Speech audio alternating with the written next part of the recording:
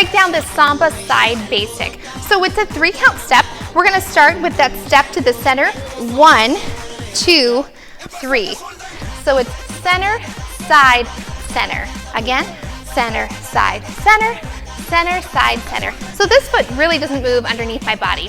1, 2, 3, 1, 2, 3, 1, 2, 3, 1, 2, 3.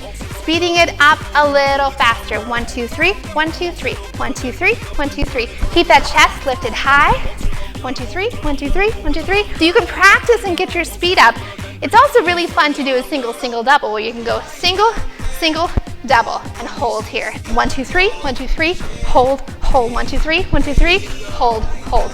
Then you can add in your own flavor and get into it. All right, good luck, you guys.